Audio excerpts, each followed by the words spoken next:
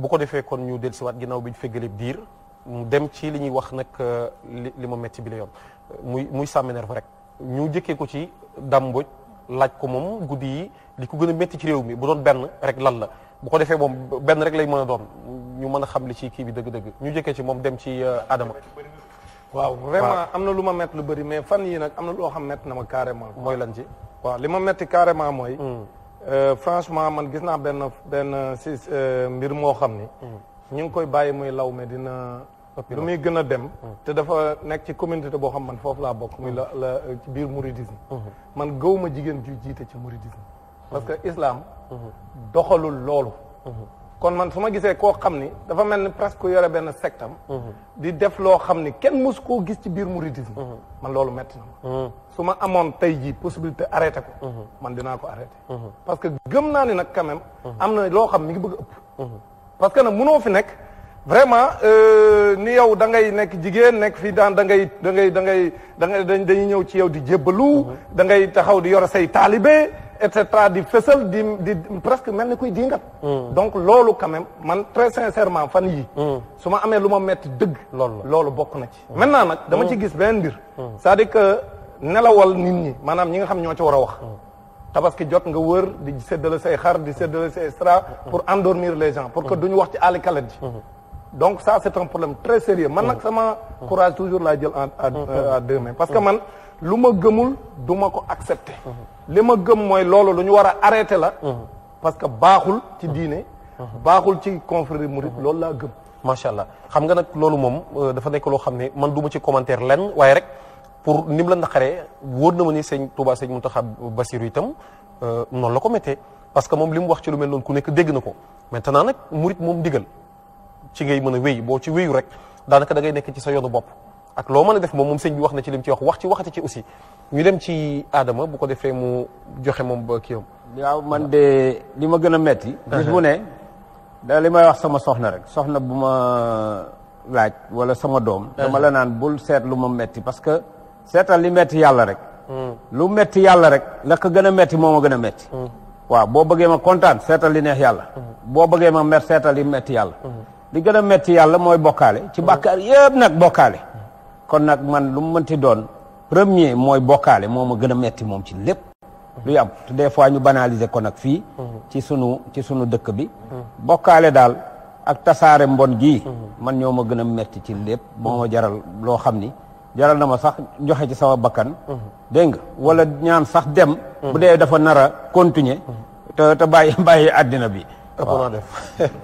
ëpp naa def moom kay yàlla na soppi ko rek waaye dem moom ëpp naa def feeg yaa ngi fii nekk di amal nit ñi njëriñ rek dañuy ñaan nga yàgg fi waaw macha allah kon dama ciy teg sama bakkan ba pare moo ci faatoo sax ci loolu nag moo ma sant akasa mu doon jihaat dem àjjana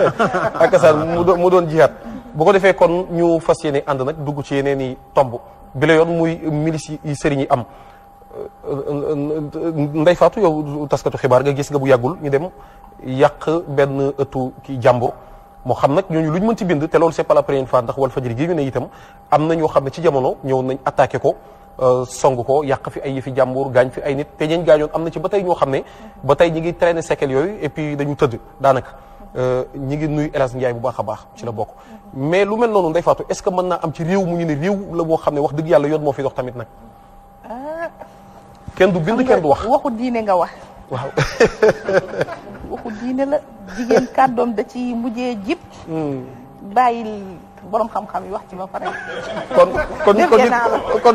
kon ñu dem ci professeur Cheikh Omar ndax jàpp nga ne war nañoo mën a ni ci réew moo xam ne nee nañ démocratie fi am nee nañ réew la boo xam ne day dox ci yoon nee nañ réew boo xam ne mais kenn du bind kenn du wax c'est-à-dire xëy na même bu ñu tooñee nit sax am na nuñ ko war a mën a régler quand même waaye juk rek dem attaquer ay jàmbur yàq seen jëf ak yooyu ndax jàpp nga ne loolu tam gëntu nduru fanatisme ko wax dëgg yàlla waaw Pape Maguette di nga adduna bi réew yi dañ leen classé ay catégories waaw daa am ay états forts y a des états puissants y a des états faibles y a des états faillis ñu suñu état bi ñu am ci état failli la bokk maanaam dafa fayit loolu moo gën a garaaw xanaa maanaam lii dañ koy woowee réew rek wax dëgg yàlla moo tax dama kontaan loolu ba ma déggee semaine bii passé sëñ Mbaye Sy Mansour yàlla na yàlla yokk ko fan gudd mu ne nañu waxante dëgg na état bi wax dëgg nit yi ma dama jàpp ni tant que toogu ñun sénégalais yi waxante dëgg ci Sénégal te yàlla rek tax dëkk bii du mën a jakk léegi nag yaa ngi wax lu am solo li nga xam ne dafay wane rek y a pas de leadership y a pas un état sérieux dans ce pays là bu dee sëriñ bu nekk te du benn sëriñ rek dama xool information boobu nga xam ne méttitu naa nag wax dëgg yàlla comme sénégalais yëpp li ñu saccagé benn lieu de presse les échos. muy les échos waaye méttitu naa tamit ni ñuy joxee information Sénégal diw feebar na diw dafa naan loolu du information sincèrement dafa am li nga xam ne même en matière de droit dafa am li nga xam ne jarul waxtaani diw am na doom loolu sincèrement du information c'est pas utile c'est pas rare maanaam li ñuy woowee information en si wàllu yoon wax dëgg yàlla du information mais nag mu wax loolu tax ay nit jugee fële ñëw yàq ko pare démb dinañ leen juger ñu ne si c'est à refaire ñoom ils vont le refaire li ça doit nous faire poser ñun des questions ma gis fi beneen sëriñ bi nga xam ne mu ngi fii tam Sénégal daa créé moom sax maison carcérale am c'est-à-dire dafa créé prison boppam moom bi nga xam ne ak ay taalibeem yi am ay grade ay colonel ay major ay capitaine yoo xam ne ay taalibeem ñoom dañuy tëralante di waxante capitaine ak major prison mu ngi fee Géejawaay parent bu am doom bu ko xaw a tëx wala bu xaw a doy waar su yóbbee foofu fay ko dañ ko koy jëlal tëjal ko di ko fitnaal di ko discipliner di ko dóor ak di ko duma te ko sëriñ la bi nga xam ne mu ngi fii régiment la yor sax moom général la n'est-ce pas yemul ci moom sëriñ yeneen sëriñ yi ngi fii ñoom ñëpp dañoo am seen ay genre man dama gis naa benn vidéo bi nga xam ne image bi day gis naa benn vidéo bi nga xam ne sëriñ bi doon dox ak otom genre benn 4x4 bu ngand ñi àndal doon ko baleel dañoo yor sax ay PA ay pistolet lépp di dox ci mbedd bi comme genre Obama wala Bush moo ñëw Sénégal lii dafay wane rek ni on a un état faible nag bi nga xam ne sur certaines questions il est temps ñu jéem koo régler pendant qu'il est encore temps maanaam milice du yoon muy am que ça soit pour les partis politiques que ça soit pour des religieux dama ne xanaa ku taxaw sax ne man suufiyanke laa ndax fi ñu fi am milice yëpp wax dëgg yàlla du ibaadu yi de ñi ñuy wooyee suufiyanke yi ñoo fi am ay milice moo xam tijaan la ak murit n'est-ce pas ñii ñoo am milice yi nga xam ne dañoo armé pour aar leen waaye léegi sëriñ yi xanaa amatuñu baatin sëriñ yi fi nekkoon seen maam yi fi newoon wax dëgg yàlla borom baatin la ñu woon soxloo ñu woon nit bu yor arme di leen gunge ndax ñu ngi dox ànd ak ngërmande borom bi ñu ngi dox ànd ak protection yàlla ñu ngi am ay taxsin yu am solo yi nga xam ne wax dëgg yàlla nit mënul jóg ñëw lor leen ndax ñoo bàyyoon seen lépp yàlla léegi bu sëriñ demee bu wut ay borom pistolet ñu koy garder nga xam ne sëriñ bi kon baatin bi des na muy benn ñaar bu état di setaan nit ki di jox boppam di protéger boppam ñun population yi daf ñuy yóbbu tamit ñu jéem suñu solution bopp parce que bu dee dañoo toll dëkk bi nga xam ne yàgg naa ko wax man damay waxtaan sama aqulaay taala ci dëkk bi ci biir loolu dina am ñi nga xam ne may mere léegi di nga am analyse ci benn sujet bi nga xam ne taalibe benn sëñ lay mere dañuy ñëw sakkaay sa kër léegi man sama classe bi ak ñeen ñu dul man dañoo war tamit ut tam seen ay jumtukaay pour suñ ñëwee bëgg la fagaagal nga mën a régler sa bopp léegi su ku nekk nag su dee mooy régler la fam dëkk yi fan la jëm un état est là pour ça l'état doit protéger tout le monde l'état doit mettre au même pied d'égalité tout le monde fii ñu ñëpp ay citoyens sénégalais dañu war a aar dañu war a protéger dañu war a fonk man nag milice mii ma gis nii mu law lool ci commencé am ci sëriñ su bees yi ndax mag ñi daaw amuñu ko woon wax dëgg yàlla kilifa yi fi nekkoon tam amuñu ko woon mouvance bu bees bi nga xam ne man gis naa ni ca kanam la jëm gis naa si ñuy màcc gis naa ko ba ca Kaolack gis naa fa sëriñ yi nga xam ne am nañu ay milices yoo xam ne dañoo utal ay tenue comme ay militaire di leen màccloo ay xale yu jigéen bokk si di bàyyi seen ay kër dañuy wër ay gàmm yu ñu war a garder waa gàmm bu ñu tàntal yonent bi sallallahu alayhi wasallam ñu koy garder donc xale bu jigéen jógee dëkk ak dëkk ne parce que dañ koo soxla ci mouvement bi sincèrement y a des dérives yu am instant yi ci wàllu tarixa yi dérives yooyu dafay wane rek dañoo sori tawhid te dañoo sori jàngalee mag ñi lii nag wax dëgg yàlla pour man question crise u kilifteef la laal d'accord ndax mën naa joxe exemple bu ndaw exemple lu Kaolack bi nga xam ne moom laa gën a min daf ci am benn xalif bu fa nekkoon bi nga xam ne yàlla na yàlla yokkale ñu koy woowee El Hadj Abdoulaye Niass ñu koy woowee Papa As ba muy nekk xalif wax dëgg yàlla lépp lu ñu xam ci dëng ak jàdd ak caay-caay ak yëpp wax dëgg yàlla daf ko réglé woon donc leadership bu ñu soxla am ci biir tarixa yi jamono bi yoom laa gis ne moo manqué te am na benn facteur bi nga xam ne gasuñu ko waaye ci la bokk mooy xilaafa yi jamono bi ay màgget ñoo ciy yegsi mëntuñu am xalif bu am moins de 80 ans fii ñu jëm yëpp fii ba am na tukki fa nar a nekk maanaam léegi magocratie la ñu am lu ñuy wax magocratie maanaam pouvoir bi ay mag ñoo ko yor bu dee ku am lépp 80 ans moo yëg ci xilaafa rakkam bi topp ci moom ay weer la ko magee moom tam mu ngi si 80 ans wax dëgg yàlla on risque d'avoir des vieillards yi nga xam ne énergie ak dynamisme yëpp pour mën a liggéey tarixa bi pour mën a ordonner yoon bi wax dëgg yàlla dina xaw a tumuranke ci jamono bi ñu nekk. d'accord léegi ginnaaw bi nga ko tijjee noonu ñu jàll directement kon ci Dame soog a ñëwaat ci Ndeye Fatou ndax jàpp nga ne yow gëm nga ne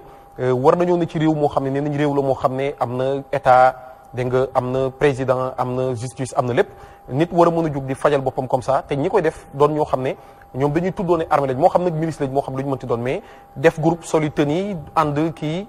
loolu mooy lan ci réew moo xam ne ni réew mu am démocratie la mu dox ci yoon.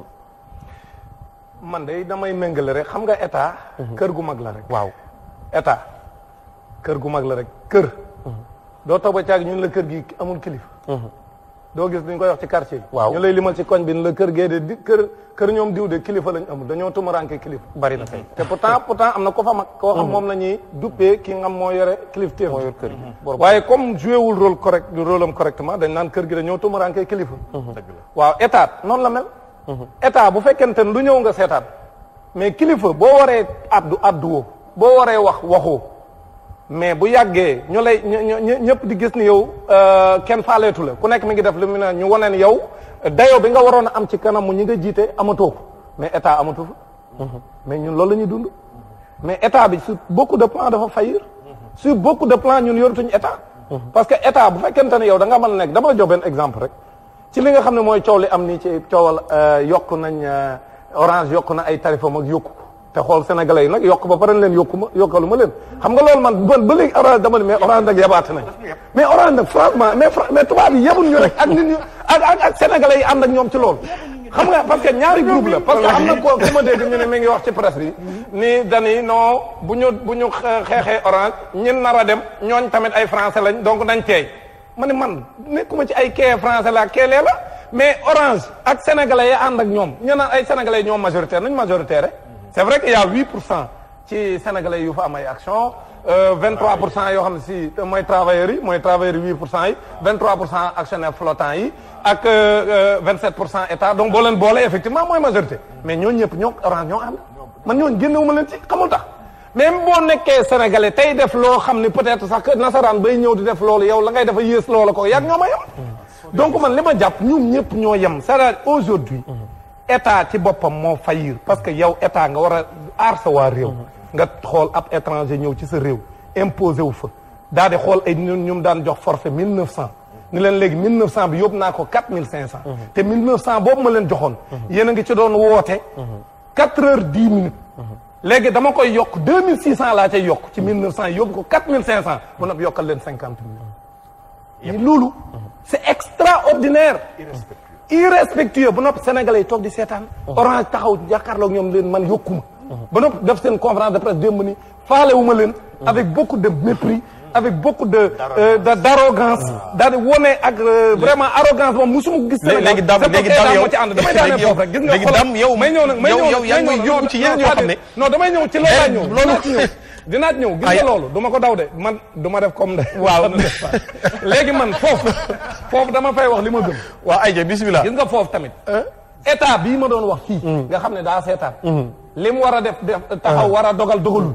loolu moo ñu dal ci milice yi gis nga milice yi c'est vrai que actuellement phénomène bi gën a fës mooy ay nitu diine yoo xam ne dañoo am seen i milice waaw yàgg na fee am nag année yëpp mi ngi doon am yàgg nañ fee def ay kii yoo xam ne ay milice u ab benn kilifa diine moom moo taxaw def ko yaa may dégg loolu gis nañ ko fi ñun ñëpp mais aujourd'hui nañ nangu ni mbër yi am nañ seen i milice te kenn du wax ku ci am combat sa koñ da nga koy baare ki yore say milice kenn du fa jaar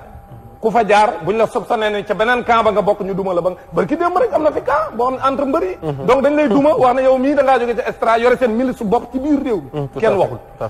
ñu jóge ci mbër yooyu ñu gis campagne électorale bu amee politiciens yi yore seen i milice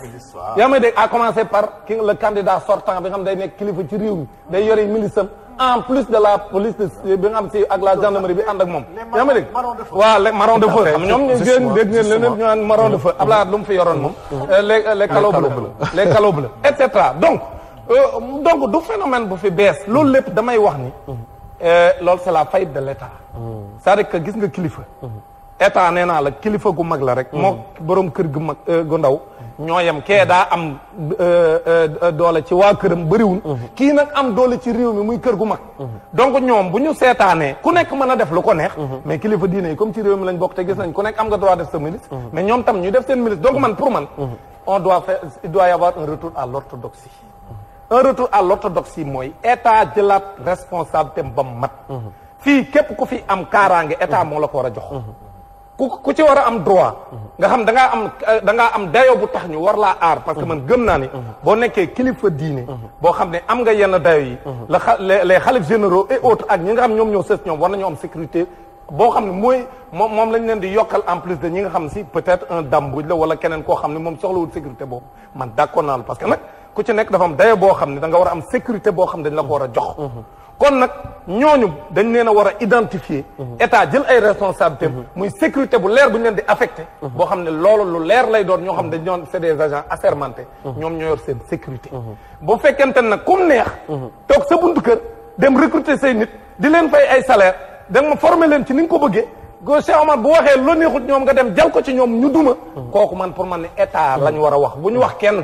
lii xew les échos bu ñu wax kenn nañ wax état aujourd'hui c'est l'état qui a failli il faut que état bi nag ressaisir jël ay responsabilités ba mat ñoom naam am nay erreur yu ma wax ni def nañ ko parce que nee nañ ma am na acharnement ci leen joxe information bi parce que ñoom kilifa d'accord loolu dinañ ci ñëw nee nañ ñoom dañoo topp moom mooy di ko topp ay fani fan di wax ci ñoom am nañu leen tuumaal loolu man loolu vérifié wu ma ko d'accord mais su fekkente ne acharnement dafa am ci moom ba ñoo kii ñooñu amoon nañ yoon buñ jaar dem porter plainte jaar ko ci yoon xool loolu ñuy ñaxtu ndax ci yoon lañ ko teg bu ñu war leen waree teg ay daan ñu teg leen ay daan loolu man laa d'accord ne moom mooy dëgg mais nag waruñoo nekk ku nekk yor sa milice privé ku nekk di fajal say bopp ay daan lii pour man day wone ñaari mbir mooy état na sax na mais suñu justice aussi na sax merci beaucoup bu ko defee ñu ñëw kon ci Adama soog a jeexalee ci Ndeye Fatou ak point boobu léegi xam naa li waaju doon wax naan la liberté de penser est absolue ou elle n'est rien Luc Ferry loolu mais liberté de penser mais est-ce que loo xalaat tamit jël sa xalima bind ko loolu it moom dëgg-dëgg xel mën na ko nangu aussi ndax nag ak lu mënti am ni ko daam waxee xam nga daam moom wax na proposer na solution en même temps ne ñu identifier ñi nga xamante ne ñoo ko yelloo ñu jox leen benn kii sécurité parce que war nañ ko am effectivement ay xalif généraux yooyu war nañ ko mën a am kon loolu am solo la muy solution boobu mais est-ce que daam Adama yaakaar nga ne fi mu toll milices yooyu bu ñu ci jugul teel koo arrêté wala sax yeex koo arrêté ndax yàgg na fi du mën a jur leneen loo xam ne tey jii ñun fii ñuy wax sax amande ëllëg nañu fi fekk bu ko defee faaga néewul ñu doole allez-y. damay wut milice. ah yow ci sa bopp. loolu moom parce que sa liberté d'opinion dafa élevé. mais xam nga dam moom dafa am gànnaayu boppam sànq rek Adama ngi koy wax. moom nag ab troisième dal la di ci kën fu bu ko mën a nga leen di faaga xam naa ne soxla ma ko mais yow soxla nga waaw moom nag dafa am ay kii mais nag nañu xam ne da ngay wax sa xalaat rek loolu c'est important da ngay wax sa xalaat ci sa xam-xam man des fois ma gis mu am ay position yoo xam si ñu ba duñ ko comprendre mais borom xam-xam buy wax day détaché wu d'accord day am une approche scientifique ci li muy wax donc man xam naa ci moom ne kenn ëpp ko ngëm-ngëm sunu tarixa yi kenn gënu ko parce que dafa am fu mu bokk donc loolu il faut nit ñi comprendre ko maintenant nag di def une analyse scientifique ci benn mbir bu am ñu bëgg laa diaboliser loolu il faut que nit ñi arrêté ko loolu c'est du terrorisme d'accord loolu mën a continuer loolu baaxul quoi c'est-à-dire que il ne faut pas ñu jéem a terroriser les gens fii ku ci nekk boo amee sa xalaat bu sell même bu fekkee wuute nga ak nit ki xalaat boobu moom du koy nangu Respectueusement war nga ko wax. waaw loolu mooy démocratie allez-y Adama jël aywa waaw jërëjëf en tout cas li ñu wax rek mooy li sëñ Dame wax na ko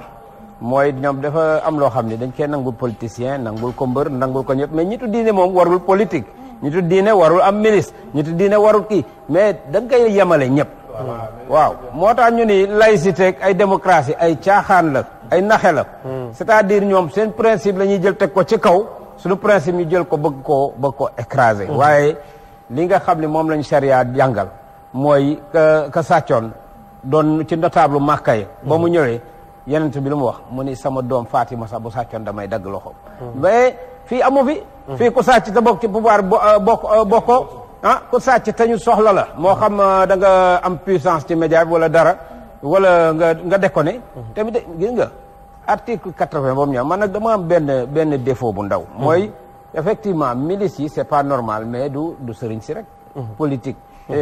Barthélémy Dias ñi demoon di tirer ca mairie ba ay ministre lañu te ci pouvoir bi lañu jóge ñii tirer ba ñu naan leen pistolero du ci pouvoir bi lañ ne waaw ñooñu ñu ngi def lañ ne te du mujj fen man dama am benn défaut mooy tey jii bu ñaar ñee xeexoon kii ñëw deret gi sang ko ba mu ñëw fii réaction sénégalais mooy waay kii kële moo soxor waay kële lim ko def mais man sama défaut mooy kii lan la def kële man toujours cause laay laaj bu indee conséquence du ma juger ci conséquence mais dama naan lan mooy cause ba cause yooyu aussi dañu war di ci jóg gi nga budul lool feebar bi du fi jógee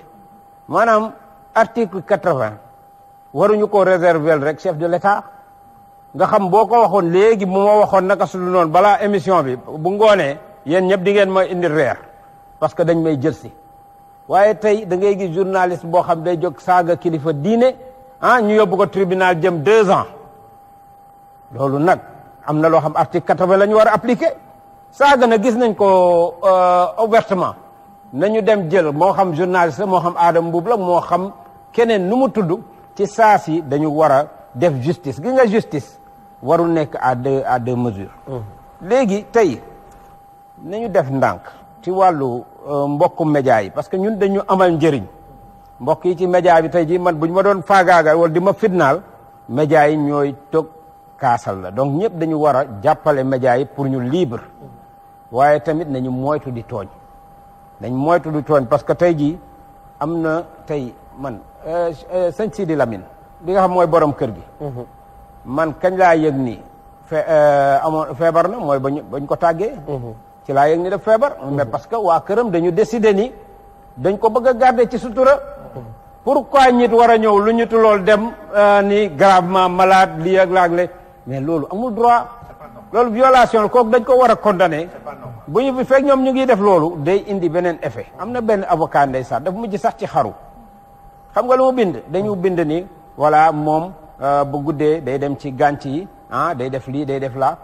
mais xam nga lu mu bind lettre bi mu ni leen en tout cas xaw ma ndax xam ngeen yéen presse bi dégâts yi ngeen def wala mais man yàq ngeen sama dund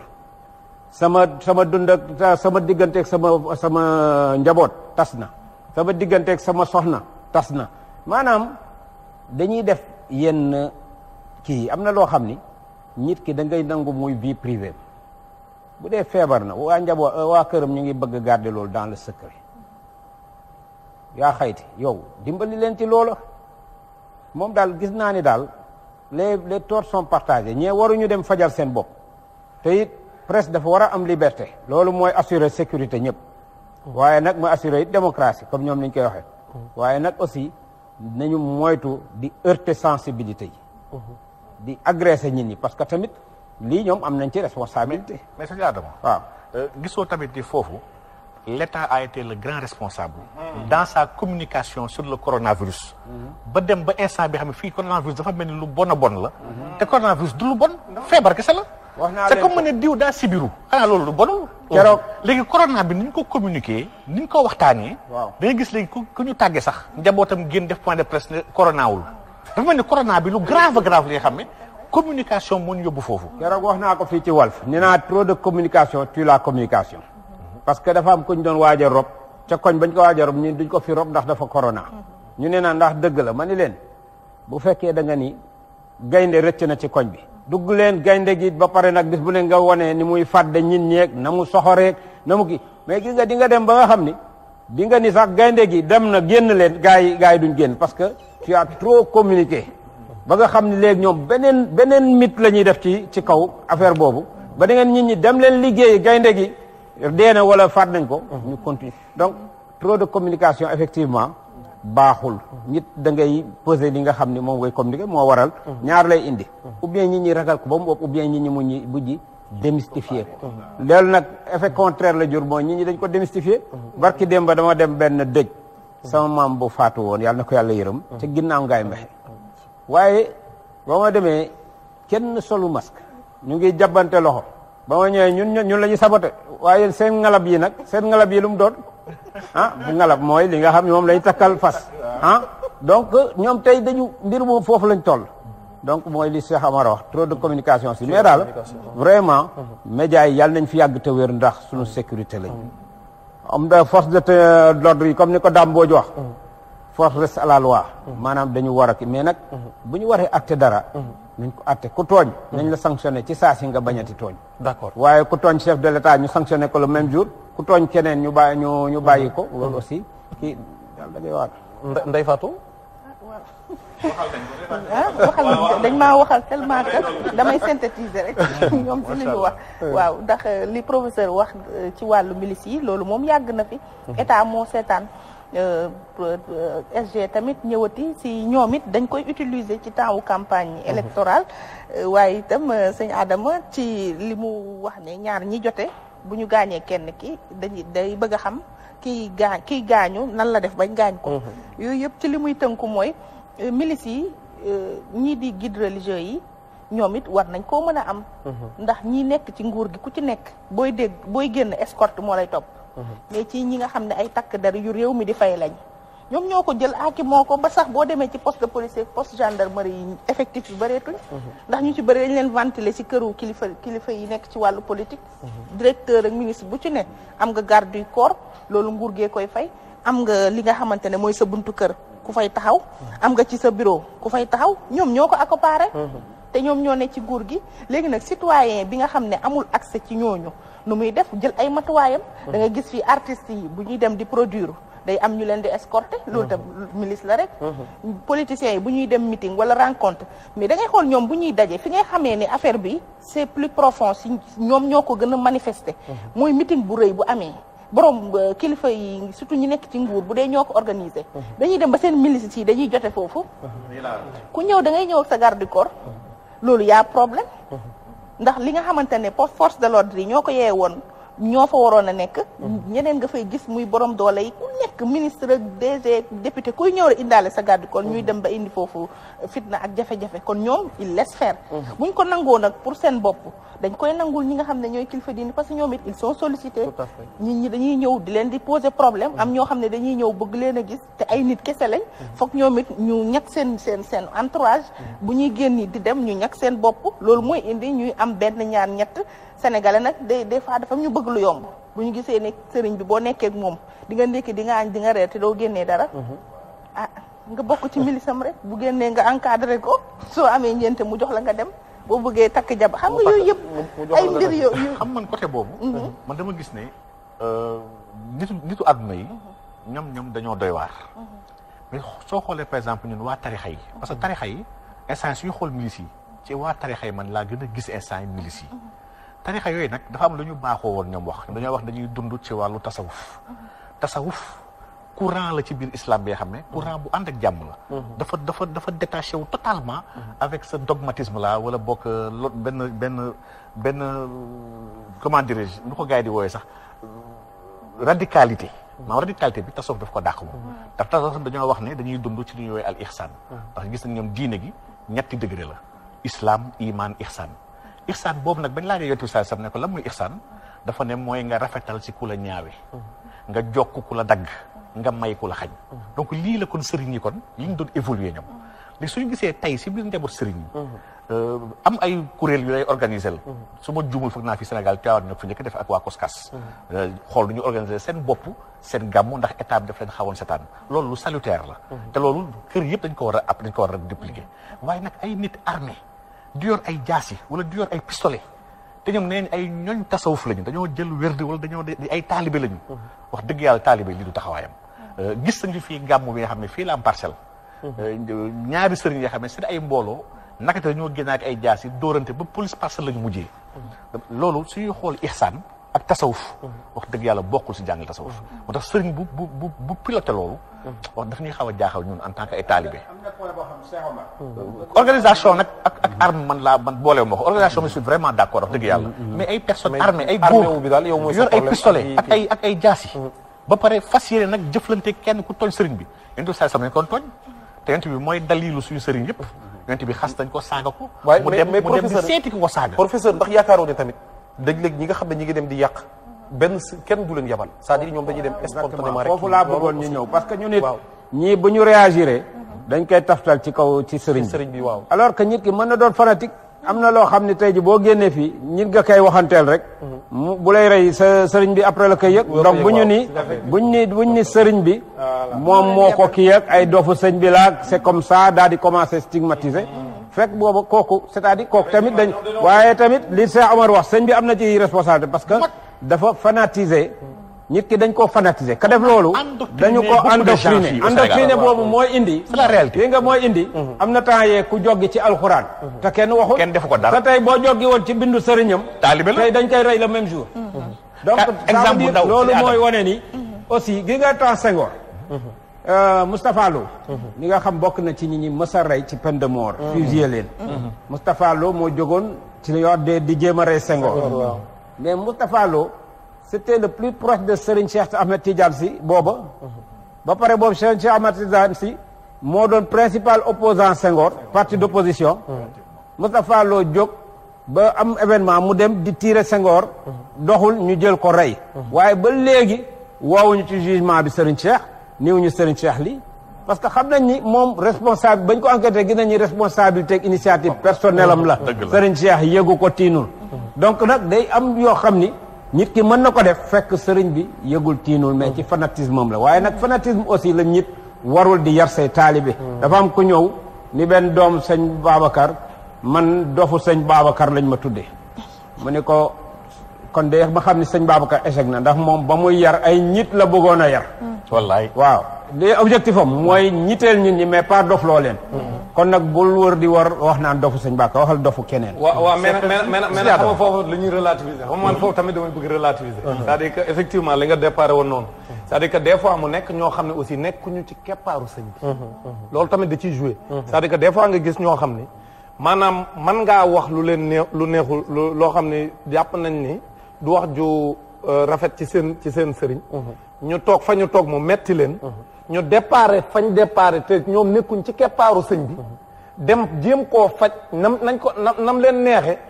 te sëñ bi joxuñ leen ci ndigal fekkewu ko maanaam gis nañ fi nag quand même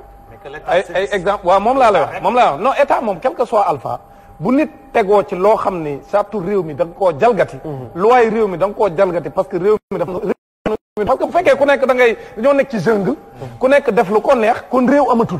loolu kenn waru koo ñaan ci réew mi parce que bu ñu ko defee mooy nit ñi ñëpp kenn amatul sécurité maanaam bu fekkente ni ku nekk da ngay am droit xëy def ko loolu la neex maanaam même bu ma la tooñee da nga ñëw fekk fa nga duma ma nu mu la neexee daal di wuti say nit ñu ñëw dal sama kaw nu mu la neexee kooku buñ fa réew mi xësee nekk moom nekkatuñ ci réew moom ci jungle lañ nekk maintenant nag donc moo tax ñooñu da nga ciy tey moo tax enquête bi rek peut-être ci yu mel nii moo mën a leeral mais bu ko leeralee man pour man foofa nag la ñuy xamee le rôle de l'État et de la justice foofa lañ war a jaarale sartu réew mi teg ko ci teg parce que tamit suñu xoolee ne dafay yàgg am te mujjul fenn day tax ku ci nekkit daan ne naa ko def rek parce que du mujj fenn parce que man loolu laa jàpp moo tax may wax ni comme loolu am na man damay toujours damay wax nañ ci teey parce que nit mën naa tamit am fanatisme boo xam ne moo ko amal boppam ak xër parce que fanatisme xër la rek xër goo xam ne yaa ko am ci sa sëriñ ba buñ ko tuddee rek nga jóg alors que parfois sëriñ si sax dañuy wax ni nañ dal parce que man gis naa ba tey sëriñ si di def ay déclaration pour wax nit ñi nañu dal parce que ci jamono yi rek gis naa fi quand même à Touba porte-parole ma gis mu génn def déclaration wax na nit ñi dal c'est-à-dire c'est pas parce que nit ŋàññi na kii wala wax na ci man wala keneen loo xam ne safaanoo naag li nit ñi doon xaar que dañoo war a jóg rek dem dal ci kawam dalal ñëpp parce que ñoom jàmm la ñuy woote suñu sañoon jàmm am parce que quand même ñun ñëpp kilifa diine yi fi xam yëpp Sénégal quand même ci jàmm lañ leen xamee parce que d'ailleurs Sénégal sax dañ naan loolu moo tax peut-être aar nañ ci lu bëri ñun Sénégal peut-être réew yu bëri ni mën a gaaw a tàkkee Sénégal mënta am loolu mais loolu tamit dañ ko war a préserver mais ci dëgg aussi ci dëgg mooy képp koo xam ne teguwoo ci yoon quand même dañu war a respecter charte réew mi loolu mooy tax bu ëllëgee keneen du ko ñemee def mais fekkente ne lii mujjul fenn parce que c'est pas la première fois parce que xam naa nag mais du fi jóg tant que loi bi tegul seen kaw rek parce que li ci nekk mooy seen kaw rek du fi jóg diine moom xam nga parti politique da ngay dem jënd carte pour bokk mais da ngay jug rek fii tey ne nangam la man léeg-léeg souvent bu ma nit laajee nangam loo kii dama man de nangam laa bëgg a doon mais est-ce que eggagul naa ci loolu parce que tey bu dee mouridisme est-ce que yow mën nga ne murit nga mais ku la wax murit nga ku la ne sëñ bi nangu na sax nekk murit est-ce que yaa ngi doxalinu murit mais mën nga ne par exemple tijaan nga mën nga ne nangam mais est-ce que sëriñ bi nangul na la c'est-à-dire doxalin yi nekk foofu noonu fekk defoo ko yow bokkoo foofu yaa fa boole sa bopp léegi professeur nga am loo synthèse yaag Ndeye Fatou waaw ñu dem rapidement ci photo yi insha allah man dama gis ne si wàll li daam wax dafa am solo tamit ndax daf si am ñu bëri ñi xam ne li ñuy jëf kenn yabalu leen waaye ba tey day waaye rek ni tarbiya bi maanaam jàngale bi nga xam ne tasawuf ni ñu war a tàggatee jàngal yar ko taalibe bi bu ñu paree ci moom kooku du nekk fitna waaw ndax yéen dafa wax ne ki gën ci nit ñi mooy ki nga xam ne nit yi mucc nañ ci làmminam ak ci loxom maanaam ku ñu defar ci yàlla yenn taxawaay yi mënu koo am léegi nag foofu man ñaari mbir moo tax ma responsabilité pour man état bi dafa war a sanctionné bi si njëkk mooy fii lañ fi dégg Sénégal taalibe yi nga xam ne benn waaju wax dara yi nga xam ne jàpp naa sax ni man kooku lu mu wax tegginewul sëriñ bi waaw gars yi ñoo di ko defal sëriñ bi sëriñ bi leen kooku anamu gars yi ne ko mu ngi fee mu ne ah seen taalibe des na loolu mooy implicitement la moo tax yeggu leen ci moom donc lii c'est carrément grave yi soo leen nekkoon ab taalibe de kooku instant yi xam naa de muur nañ ko yóbbu ko morgue ba nga xam ne loolu incitation la à la violence nga xam ne sëriñ bi moo ko defal ay taalibeem ñaareel ba ñaata yoon la fi ay taalibe def nakas dul noonu jug fajal seen bopp dem dóori kenn wala menacé ko ndax dafa am wax ju mu wax ji nga xam ne ñoom jàpp nañu du yoon ba pare mi mujjul fenn ba ñu jàppee ñooñu sëriñ yi def ay tractation ñi bàyyiwaat ñooñu donc lii kon bu amee man damay jàpp responsabilité bi kon sëriñ la parce que kenn kuy woote di plaideel taalibeem bu def nakasul noonu tu yaay caution am yenn sax dafa wax ne dimbali jullit bi bu tooñee ak suñ ko tooñee gaa yi ne ko ya Rasulullah buñ ko tooñee ne xam nañ nuñ koy dimbalee waaye su tooñee nag mu ne mooy ngeen wax ko dëgg te bañ ko faral donc dafa am li nga xamante ne dafa am solo tamit penc bi ñëpp dañ koo bokk dañ ko war a waxtaanee te dëgg rek tax donc li fi am fii nii sori na trop ak jàngale yonent bi sallallahu alayhi wasallam ci biir tarix yëpp nag lu bëri lu ñuy def dafa sori lu ñuy wax tasawuf lu julti doon dundee ni ñu doon loree yonent bi sallallahu alayhi wasallam ak ni ñu doon loree suñu kilifa yi nekkoon Sénégal fii Cheikh Amadou Bamba Seydi Hadji Malick ñoom El Hadji Abdoulaye Niass di ñëpp ni ñu doon dundeek doomu aadama yi ma damay joxe exemple kenn kese ki nga xam ne daf ma marqué parce que dafa am lu bëri li daf ko def ci man muy Cheikh Ibrahima Niass moo naa bàyyi nee woon na taalibe mi di ngeen dégg ci man lu ne ba mu des bàyyi ëbb na ndax xam na ni mënu maa waruma mën loolu ges lañu mënul wax waaye dañu ma waxal lu ne te waaye pourtant lépp ñu ko waxal moom mu ngi royoo jikko yonent bi sallallahu alayhi wasallam di jéggale di jëlle bañ koo jàpp donc lii mooy enseignement tasawuf authentique képp ku nekk ci violence ak ci nekkoo ci tasawuf li tamit mooy la vérité bi nga xam ne wax dëgg yàlla daal d'accord il faut tam ñu bàyyi ko xel d'accord effectivement Ndeye Fatou waaw xanaa léegi man du ma leen jàppee milice mais damay gis ne daal mbooloo yooyu di topp kilifa yi nañu fexe di leen désarmer parce que circulation des armes moom du yoon ci dëkk boo xam ne bëgg nañu non violence am fi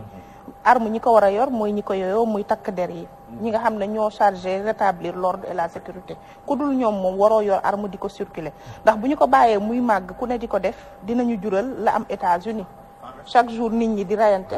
la am Nigéria fii fu jege lool donc nañu fexe daal ba artu ko dankaafu ko te xam ne bu màggee ba law rek suñu insécurité bopp lay gën a jur que suñu jàmm bu ko defee ñu sant suñu ñaari kàngam yu baax ak suñu invité yi Damboj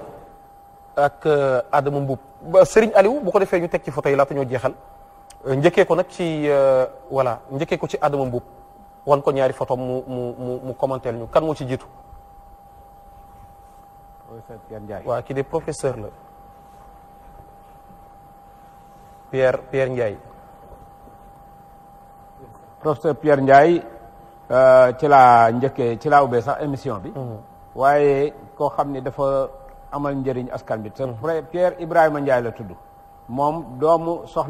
sëñ Major Cissé bu Ndar mooy yaayam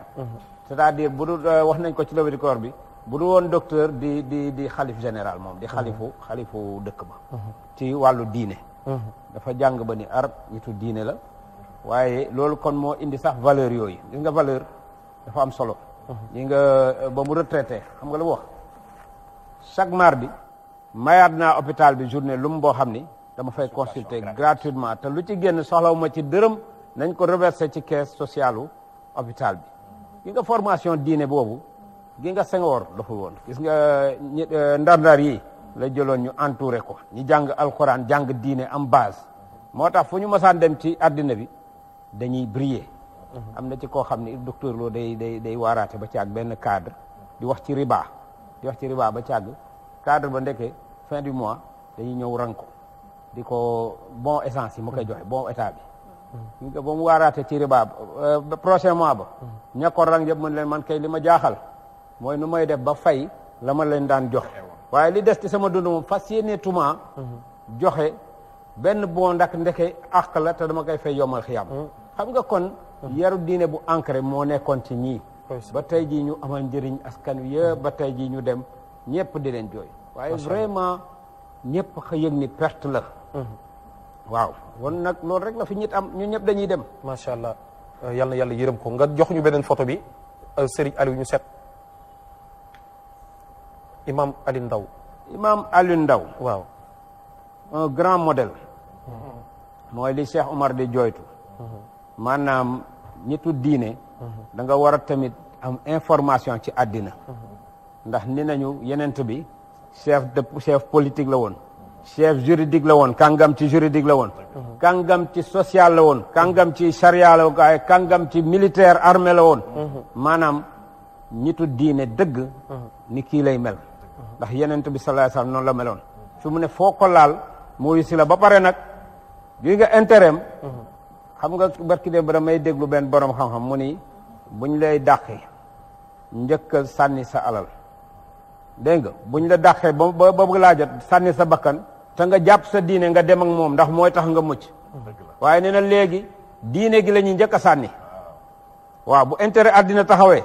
diine taxaw ñu sànni diine après nag dabaat fii kii nag moom dafay koo xam ni tey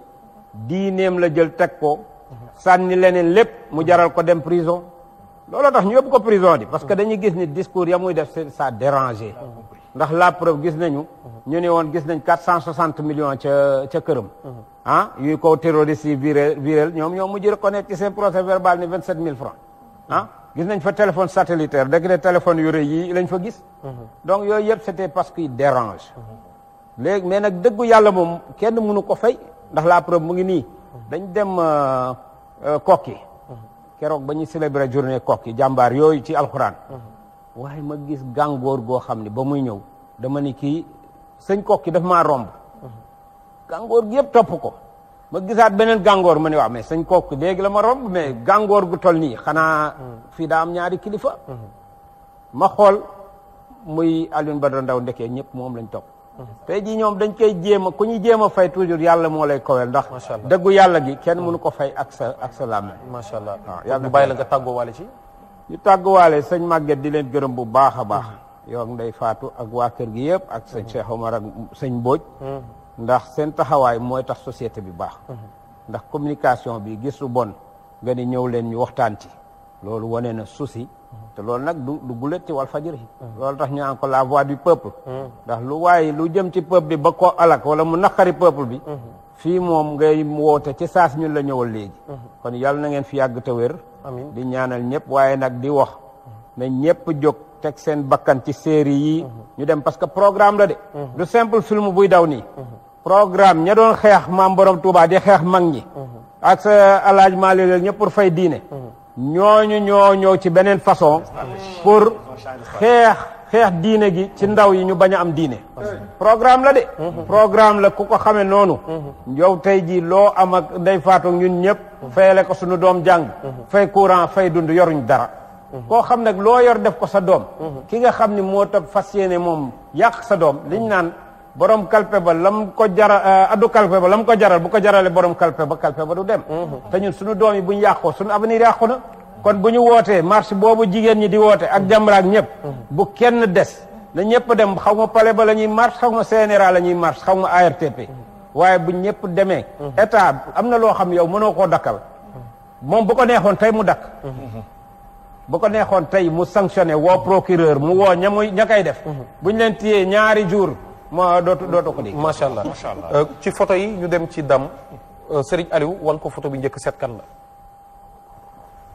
Mamadou Diop Castro ah oui Mamadou Diop Castro bon image bi ma Castro bu ma ciy wax sama j'ai les larmes aux yeux parce que man am na ñu naan ma yaa yore flambeau Castro donc loolu rek firndeel na lu bëri quoi ci syndicalisme actuellement parce que ñun ñooy jeune génération bi nga xam ni la ñooy relève bi donc moom dañu tase ndeysaan ci benn vin d'honneur bu ñu doon defal benn camarade syndicaliste bu doon dem à la retraite Ardo Fall. waaw bi ñu fa tasee mu jël parole di wax ndeysaan bi muy pare man may wàcc pour ñu jox ma parole MC bi daan ne ko nag kii nga xam moom la ñu jox parole bi nag moom moo jël flambeau bi léegi ci yow. mu kottanteeg man ndeysaan vraiment presque ñu ñëpp presque jooy quoi. Castro c'est une figure emblématique du syndicalisme au Sénégal. dafa def lu ne pour jàngalekat yi. voilà quelqu'un donc qui a vécu presque juste pour défendre le système éducatif et les enseignants daal lépp lu mu def ci loolu la ko def. donc mën a combat bu nekk. ci njàng mi. lu nekk mu andil ko jàngalekat yi man damay wax suusi sama gars yi ne ñun mënuñu def comme ñoom. c'est-à-dire mun ñu fi andi ñoom duñ fi andiwul. donc vraiment c'est quelqu'un boo xam ni ñu ngi koy ñaanal. yàlla yokk kattanam yokk wér-gi-yaram ba noppi vraiment ñun dañuy taataan tuuti de suñu dernier grève bi ñëw na seet si ñu vraiment ñëw ñaaxaat ñu wax ñu xalaatam joxe ay orientation parce que ñun loolu la quoi dañ ko war a déglu moom ak le doyen Mamadou Diouf ñu recevoir leen am na nag rêve bu mu am nee na mi ngi koy mébét mooy dafa bëgg ñu boole le mouvement syndical enseignant syndicat yépp ànd doon benn ñu boole doole ji pour mun a vraiment amaat de nouvelles conquêtes parce que nee na conquêtes yi actuellement tuuti na te wax na dëgg nee na gëj na noo am de grandes conquêtes li mu bëgg nag mooy ñun ñëpp ñu ànd que mu nekk waa G7 ak muy nekk waa G20 ak syndicat bu mu mën a doon nee na li mu mébétam daal mooy bu sañoon ñun ñëpp ñu àndandoo boolewaat doole ji ba nga xam dinañ mën a taxaw défendre correctement le système éducatif défendre jàngalekat yi lii kii kooku mooy Mamadou Diop. macha allah yal na yàlla kàttanal ko yàggal ko fi Serigne Aliou ñu woon ko beneen seet ba xam kan la Lat Dior ki day moom bañkat man Lat Dior li may retenir rek ci ñoom ci moom mooy benn mbir boo xam ne des fois dama koy faral di wax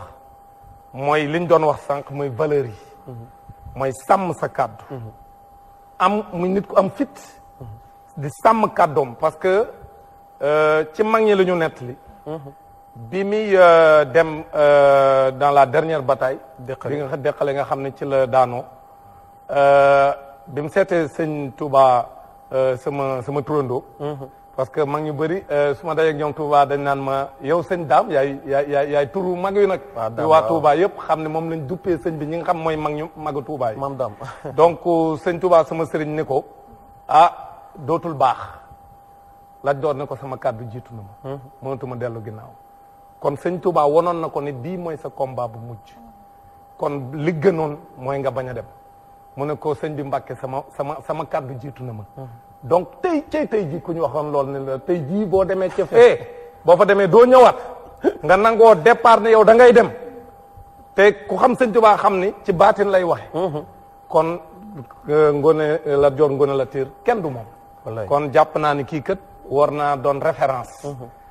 nen koy jàngale nag ci sunu programme scolaire yi man d'accorduma ci parce que benn phrase wala ñetti phrase dañuy jàngal xale yi mais duñ leen jàngal dëgg tigi li nga xam ne mooy courage bi ñu war a def ci ñun ak gëm suñu réew ak gëm sa patrie kooku mi ngi ci moom te loolu nag ñun la ñuy wax ci réforme bi ñu bëgg nga xam dañuy dugal diine ci njàng mi dugal valeurs yi dugal suñu aada dugal suñu cosaan dugal suñu mag ñu baax ñi fi jaar ak bravoure yeeg vraiment liñ fi liggéey loolu pour ñu mën koo dugal ci suñu tout tànk yi fokk ñu réformer suñu système éducatif te bàyyi nag di jàngale ay Jean-Paul Sartre pas ñu bàyyi ko jàngale mën nañ ko jàngale sax mais bañ a jàngale loolu kese suñuy xale nga xam ne ay Baudelaire la ñuy xam ak ay Lamartine ak ay Molière donc man jàpp naa ni ñii war nañ leen a mën a kañ li ñu liggéey ñu wone ko jàngal ko suñuy tuut tànk ba nga xam ne dina am courage ak gëm seen réew boo xam ne parce que ñii dañoo xeex pour seen réew kon man loolu rek laay retenir ndeysaan bi ñuy wax la kii ne dañoo indiwaat ay sabre yoo xam ne Cheikh Omar Fouti yi moo ko yoroon ñu jël ko indiwaat ko fii keroog dafa am benn rajo boo xam ne dañoo woote di ci jokkoo mën na leen mais man li ma jaaxal rek mooy ñoom am nañu ay kii yoo xam ne fort yoo xam ne fii mi ngi Sénégal lu tax ñoom mënuñoo ñëw jël si ko mais xam nga ba jaasi lu ndaw la par rapport ak loolu nga xam ne bañ ko fi indee ñoom keroog la bataille de Paoskoto Lat Dior mi ngi ci bataille bi ak Cheikh ànd ak Maba Diakhou Ba mais dañ leen a duma pourtant nangu seen i arme mi ngi fii lu tax ñoom mënuñoo ñëw jël si loolu ça veut dire que am na loo xam ne ku la koy jox dafa am lu mu la bëgg a fàttali ne la diw kurusa ma ngi woon nii wala dàll ma ngi nii ça veut dire que dafa daw bàyyi fa dàllam mu doon yoo xam ne kon ni nga ko waxee sëñ Dame dafa am solo anam bi ñuy jàngalee parce que am na lu jërte jàngale dañuy daal déformer sunu histoire. c'est ça c'est sunu ça histoire la ñuy déformer. Xam naa- même ci programme ni ñu ko jàng dara baaxul. c'est-à-dire que loolu lépp nag man dama jàpp rek ni mooy. ñu delluwaat rek xam ne ñun dañoo war a gëm sunu bopp. sunu leadership faible bii ñu am. devant la France. tant que jógewu fi. ñu moom sunu bopp ci boor bépp. dawal sunu souveraineté comme niñ ko war a defee. jàngal suñuy doom li ñu leen war a jàngal. valeur yi productive de sénégalais bi ñu bëgg a former ñu former ko ci sunu école bii. nga xam ne du ne dañuy jël école Jules Ferry bi sànni fële. daf tënkaat ko. parce que am nañuy borom xam-xam yu nekk ci réew mi yu ko man loolu man jàpp naa ne buñ ko deful. dañuy dañuy sonn suñu bopp. Baye Moussa Bëggey docteur ne woon na ma bu ñu bëggee soppi gone yeeg yooyu photo yi ci néeg gi la ñu war a soppi ba pare ndax bu ñu gimmee rek loolu la ñuy gis mooy ñoom ay ñoom Laman Mbaye nga xam ne ñooñu dañ ci sonn lool ñi ngi leen di nga alam baax ak Alestaan Ngorgol ci 2S bu ko defee dam ma bàyyi nga tëj waaw li may tàggatoo macha allah nag mooy ginnaaw bi ma gërëmee parce que man xam nga vraiment tey moom dama kontaan trop man xaw moon ni d'abord xamoon naa ni sama sëriñ sama imam mi ngi fi lool xamoon naa ko moom Cheikh Omar parce que gis naa ni muy defee chronique yi et que comme ni ma ko wax Sénégalais yëpp bëgg nañ ko naw ko ci xam-xamam ak ci courage am bu amee idée da koy défendre avec beaucoup de courage waaw et c'est un grand intellectuel sëñ Adama aussi vraiment bokk nañ ay xeex yoo xam dañu ànd di ko xeexandoo parce que réew mi ñun ñëpp ñoo ko bokk te ñun ñëpp bëgg penc mi baax waaw donc soxna Ndeye Fatou nag moom sama sister la donc vraiment comme may secrétaire général am toujours su ma toogee moom damay kontaan yow aussi vraiment yaa ngi def liggéey bu mucc ayib et di la ñaanal rek quoi di sant nag bu baax ñëpp di wax rek nag li may tëje loo xam maanaam du woon thème bi tey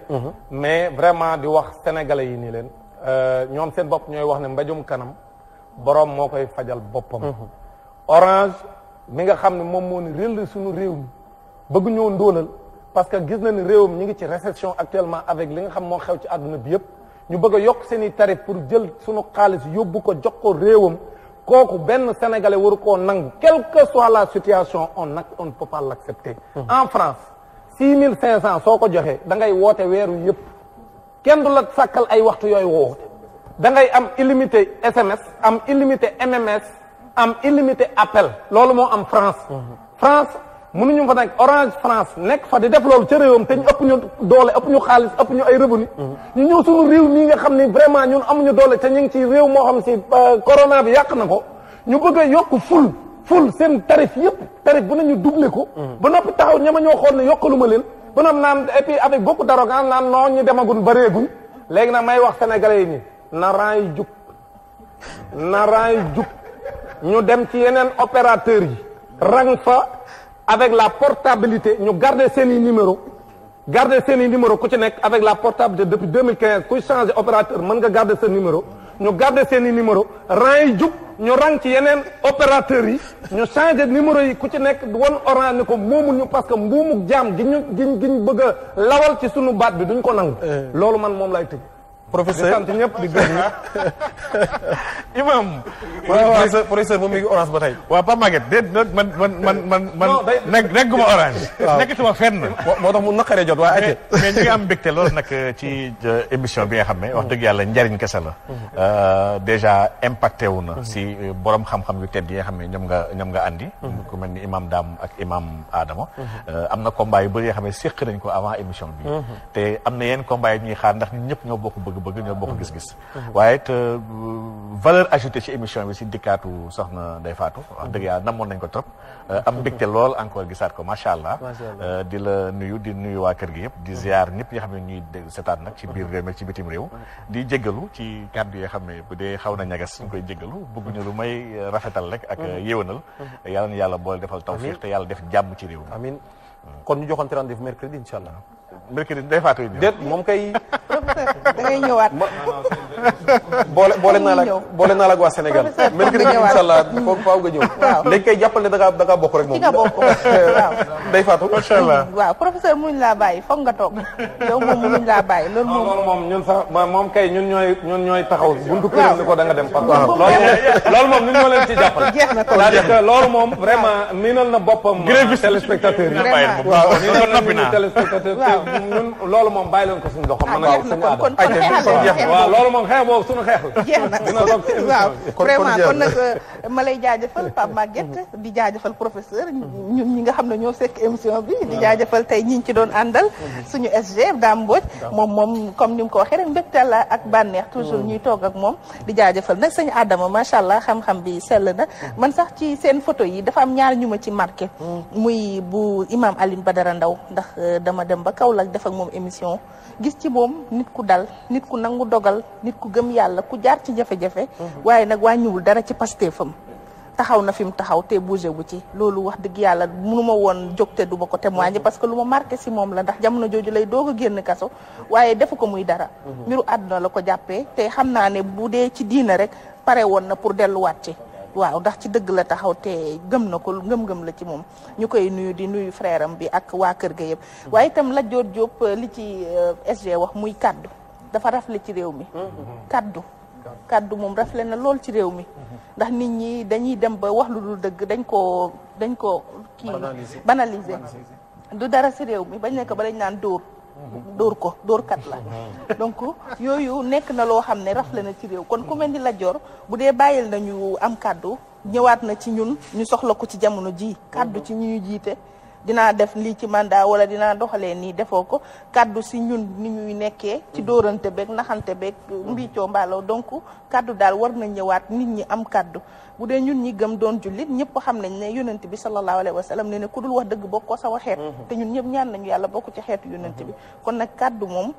war nañoo jël loolu daal di ko tax saxalaat ko ci suñu nekkit parce que am na ci solo lool fi lay jaajëfal jërëjëf soxna Ndeye Fatou Ndiaye madame Diop macha allah am na solo lool jërëjëf oustaz wala imam wala professeur sax waaw bu ñett yooyu bu ne mën na koo kii Cheikh Omar Diagne Dame Mbodj macha allah jërëjëf moom it mu accessible lool moom da nga koy woo rek mu ne la incha allah dinañ ko def waaw moom it xam nga dafa am ñu xam mais nangu ñoo jël li ñu xam ak li ñu mën ak seen jot delloo ko réew mi mais moom vraiment da koy def loolu lan gis loolu lañ séq moo tax ñu waxoon ndax ñun duñ waxal kenn lu ñu gisul ci moom xalaatuñ ko ak ki Adama macha allah moom itam taxawaayam am na solo trop ci jëm ci sàmm jikko yooyu ndax loolu ku koy xeex rek ñëpp nga ko xeexal ndax xeex bu ñëpp waroon a ànd xeex la wala jiyaat la xam naa kooku jiyaatul naf si ba ku tedd ki doon wax ñoom ci loolu lañ nekk kon ñi ngi sant di gërëm bu baax suñu mbokku techniciens yi ku ci mel ni Serigne Aliou Keita ak ki nga xam ne nii moom mooy Amdi Sidibé ak Mballo ci son bi Pape Sambou ci caméra bi ak dégg nga suñu Pape Gora Gueye suñu doomu baay macha allah ci caméra bi ak Pape Modou Faye ñëpp rek Ousseynou Sall ci décoration beeg kii ak l'administration de Walf ñëpp ñu ngi leen di sant di gërëm mercredi incha allah àllarba daañu ñëwaat waxtaanee leneen ba tey lu soxla réew mi jërë ngeen jëf.